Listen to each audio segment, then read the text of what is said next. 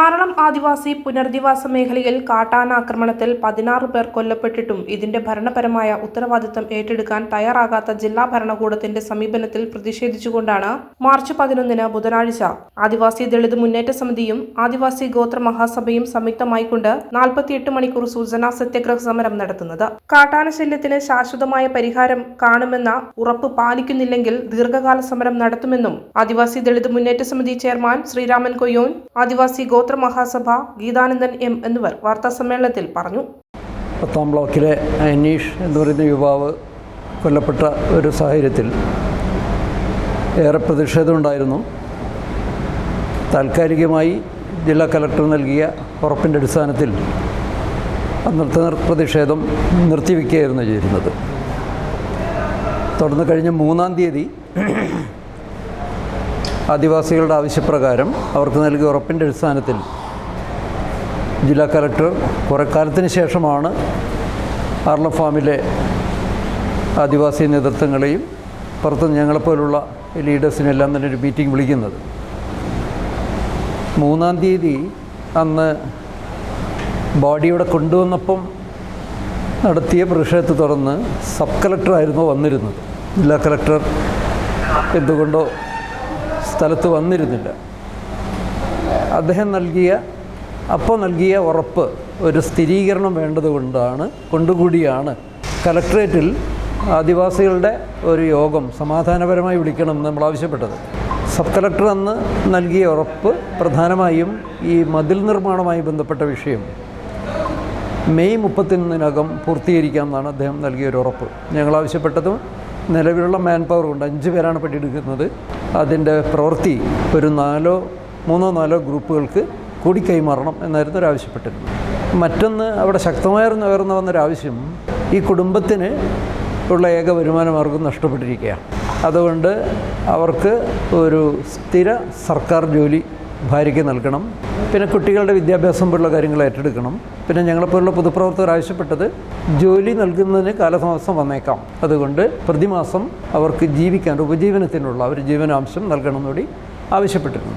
ഉന്നയിക്കപ്പെട്ട കാര്യങ്ങൾ, ഒന്ന്, അവിടെ ഒരു വൈദ്യുതി വേലി 15ാമത് മരണമുണ്ടായപ്പം അനർട്ട് നിർമ്മിച്ച് നൽകിയിരുന്നു. ബ്ലോക്ക് പഞ്ചായത്തിൻ്റെ ഫണ്ടാണെന്നാണ് തോന്നുന്നത്.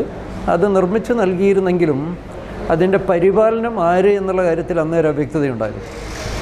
ഞങ്ങൾ ആവശ്യപ്പെട്ടത് അന്ന് ട്രൈബൽ റീസെറ്റിൽമെൻറ്റ് ഡെവലപ്മെൻറ്റ് മിഷൻ, അത് ആണ് പുനരധിവാസ മേഖലയുടെ അതിനുള്ള അധികാരി, അവർക്കിത് കൈമാറി അതിൻ്റെ പരിപാലനത്തിന് പ്രത്യേക ജീവനക്കാരെ വെക്കണം, സംവിധാനം ഒരുക്കണം എന്നാണ് ഇത് പറഞ്ഞിരുന്നത്. സ്വാഭാവികമായും അത് കുഴപ്പമില്ലാതെ നടക്കുന്നു എന്നുള്ളതായിരുന്നു ഞങ്ങളെപ്പോലുള്ളവർക്കുള്ള പ്രതീക്ഷ. പക്ഷേ അതിനകത്ത് വൈദ്യുതി ആവശ്യത്തിനുണ്ടാകാറില്ല. മറ്റൊന്ന്, കാട് വെട്ടി തെളിക്കാമെന്നൊക്കെ ഉറപ്പ് നൽകിയിരുന്നെങ്കിലും അതൊന്ന് വളരെ ഷോർട്ട് ടേം ചില പരിപാടികൾ നടന്നല്ലാതെ പിന്നെയും നടന്നില്ല.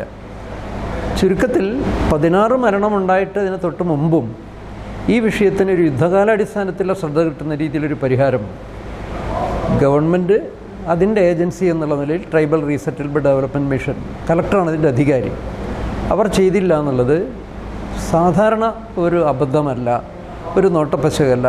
അത് ബോധപൂർവമായ ഒരു അനാസ്ഥ, വളരെ കോൺഷ്യസായി അനാസ്ഥ കാണിച്ചുകൊണ്ടേയിരിക്കുന്നു. എത്ര മരണം സംഭവിച്ചാലും ഞങ്ങളിതൊക്കെ ചെയ്യൂ എന്ന് പറയുന്ന ഒരു സമീപനം ജില്ലാ ഭരണാധികാരികളുടെ ഉള്ളിൽ നിന്നുണ്ട്. അതുകൊണ്ട് ഇതൊരു മർഡറാണ്. നേരിട്ടൊരാളെ കുത്തിക്കൊല്ലുന്നു മാത്രമല്ലല്ലോ മർഡർ. അവർ ചെയ്യേണ്ട ചില ദൗത്യങ്ങൾ ബോധപൂർവം ചെയ്യാതിരിക്കുന്നതിൻ്റെ വഴിയുണ്ടാകുന്ന വിപത്തുകളാണത്. നമുക്കിപ്പം ആർളം ഫാമിനെ കുറിച്ച് നന്നായി നേരിട്ടില്ല പത്രപ്രവർത്തകവും അറിയാം. ആർളം ഫാം ആദിവാസികൾ കൊടുക്കാൻ ഏറ്റെടുക്കുന്നതിന് മുമ്പ് നല്ല നിലയിൽ നടന്നിരുന്ന ഒരു വലിയ കേന്ദ്ര ഗവൺമെൻറ് ഫാമായിരുന്നു. ഏഷ്യയിൽ തന്നെ ഒരു ബിഗ്ഗസ്റ്റ് ഫാമായിരുന്നു. അവിടുത്തെ എല്ലാ കാർഷിക വിളകളും സംരക്ഷിക്കാനായി വലിയ വൈദ്യുതി വേലി, കേരളത്തിൽ തന്നെ ഉണ്ടായിരുന്ന ഏറ്റവും മോഡൽ വൈദ്യുതി വേലിയായിരുന്നു അവിടെ ഉണ്ടായിരുന്നത്. കൃഷി നന്നായി നടന്നിരുന്നു. സ്വാഭാവികമായും അവിടെ ഒരു പുനരധിവാസത്തിന് കൊടുക്കുമ്പോൾ ആദ്യം ഉണ്ടാകേണ്ട പരിഗണന ആ വേലി നിലനിർത്തുക എന്നുള്ളതായിരുന്നു. എങ്കിലും അത് അന്ന് ഫാം അധികൃതർ നിലനിർത്തിയില്ല, അല്ലെങ്കിൽ എടുത്തു കളഞ്ഞു. പിൽക്കാലത്ത് അത് പൊളിച്ചു കൊണ്ടുപോയി നാട്ടുകാരെല്ലാം തന്നെ അത് അഴിച്ചു കൊണ്ടുപോകുമ്പോൾ ഞങ്ങൾ കൃത്യസമയത്ത് പരാതിപ്പെട്ടിരുന്നു, അത് നിലനിർത്തണം, അത് പെർഫെക്റ്റ് ആക്കണമെന്ന്. അത് ഇല്ലാതാക്കിയതോടുകൂടിയാണ് അവിടെ പ്രശ്നങ്ങൾ ആരംഭിക്കുന്നത്. അല്ലാതെ അവിടെ കയ്യേറിച്ചെന്ന് കുടിൽ വെച്ച് താമസിപ്പിച്ചോ അത് പൂർണ്ണമായും വനമായിരുന്നില്ല, വനത്തോട് ചേർന്നതാണെങ്കിലും അവിടെ ഒരു സുരക്ഷിതത്വം കിട്ടും എന്നുള്ള പ്രതീക്ഷയിലായിരുന്നു പോയിരുന്നത്. ചെയ്യാനുള്ള ഉത്തരവാദിത്വം ജില്ലാ ഭരണാധികാരി ചെയ്തില്ല. ഞങ്ങൾ ഈ ജില്ലാ ഭരണാധികാരി എന്ന് പറയുന്നതിൻ്റെ കാരണം, നമുക്കിത് വേണമെങ്കിൽ ചീഫ് മിനിസ്റ്റർക്കെതിരെ തിരിക്കാം, അല്ലെങ്കിൽ ഭരിക്കുന്ന ഇടതുപക്ഷ മുന്നണിക്ക് വരുത്താം, അതല്ല വിഷയം. അവർക്കുള്ള പെശകുകൾ പറ്റിയിട്ടുണ്ടെന്നുള്ളെങ്കിലും ഓരോ ഭരണ സംവിധാനത്തിനും ചില ഉത്തരവാദിത്തങ്ങൾ. ഇതൊരു മിഷൻ മോഡലാണ്.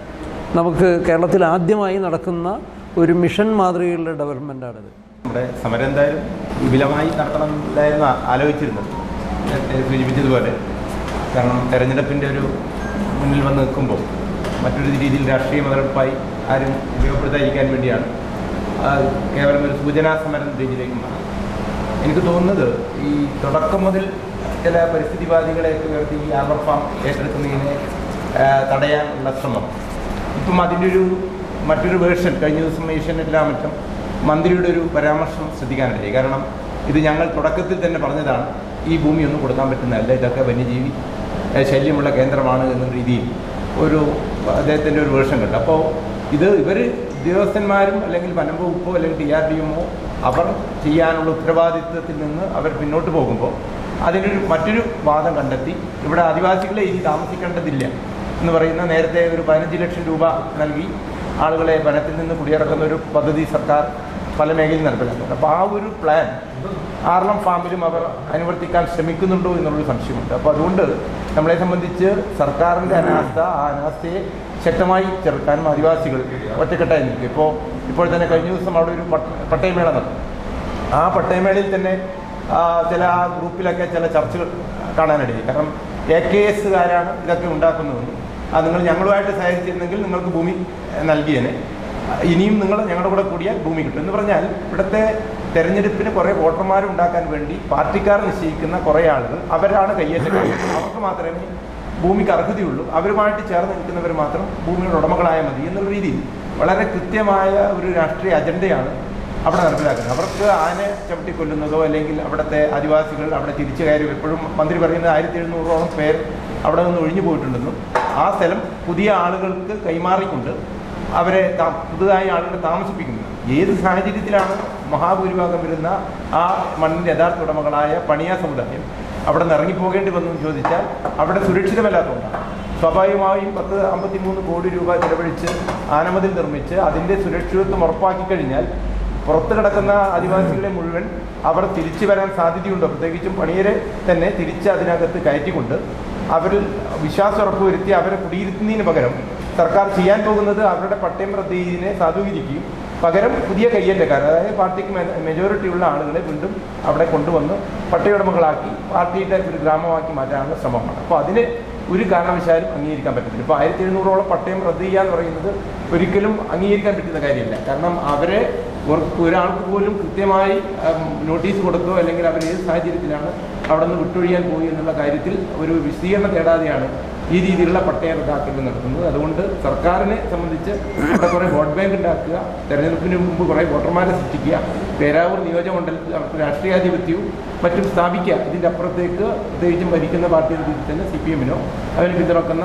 ഇടതുമുന്നണിക്കോ താല്പര്യമില്ല. അതുകൊണ്ടാണ് ഞങ്ങൾ ഈ വിഷയത്തെ, ആനയുടെ വിഷയത്തിൽ ഇവിടുത്തെ പാർട്ടി കഴിഞ്ഞ ദിവസം തന്നെ നമുക്കറിയാം മന്ത്രിതല കലക്ടറുടെ യോഗത്തിൽ AKSൻ്റെ പ്രതിനിധികൾ അവിടെ ആനയിൽ നിന്ന് പാവങ്ങളെ രക്ഷപ്പെടുത്തണം എന്നുള്ള രീതിയിലല്ല അവരുടെ അഭിപ്രായം. അവിടെ ചില വ്യക്തികൾ അവിടെ വംശീയമായി അവിടെ പ്രശ്നങ്ങൾ ഉണ്ടാക്കുന്നു, അല്ലെങ്കിൽ കേസിൻ്റെ പേരിൽ അവിടെ സൂപ്പർ മുഖ്യമന്ത്രി ചമയുന്നു. ഇതൊക്കെയാണ് അവരവിടെ രാഷ്ട്രീയമായ ആരോപണങ്ങൾ ഉന്നയിക്കുന്നത്.